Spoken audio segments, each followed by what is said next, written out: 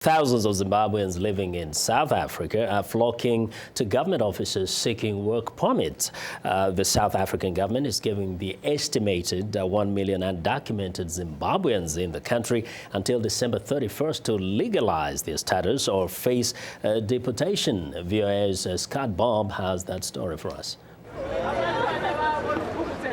It is early morning in downtown Johannesburg, and several hundred Zimbabweans are gathered outside the Home Affairs Department to apply for permits. Many have spent the night. Charles Chawanda, a commercial artist, says he stood in line for 2 days to get an application form. He is back with his completed form, his passport, and a letter from his employer. They just write our names down. They just write a number on our form, so that today they started to call our numbers again, so we get to process our papers. Chawanda says the authorities have promised to send him a text message when his papers are ready.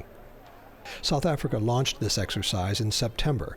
At the end of December, it will end an 18-month moratorium that allowed Zimbabweans without documents to work here for 3 months at a time without fear of deportation.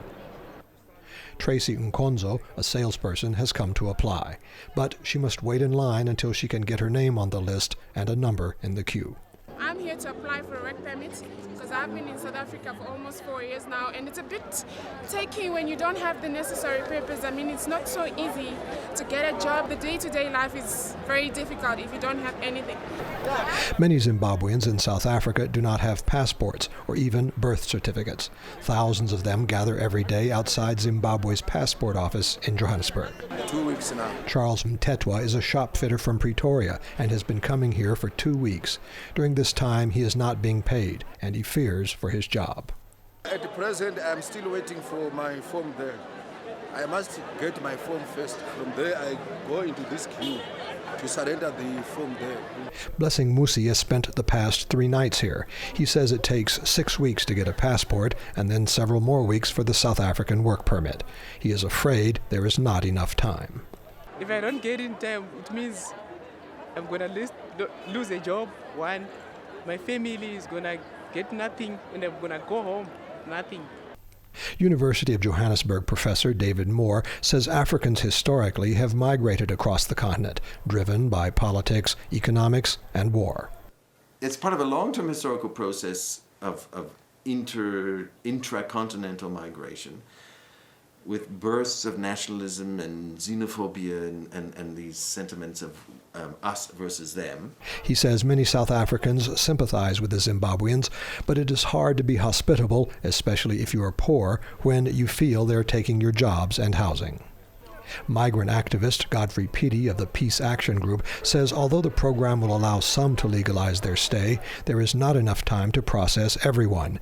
And even if the deadline is extended, Petey says more fundamental problems need to be addressed. South Africa has been deporting people, although they say they haven't been doing it. And even now, the police, they still continue to harass people on the streets on documentation. And they're even corrupt as well. They ask for bribes. Finally, most of the estimated 1 million illegal immigrants here are unskilled workers without formal jobs. They do not qualify for the work permits, and so are likely to continue to sneak across the border and survive on the streets as best they can. Scott Bobb, VOA News, Johannesburg.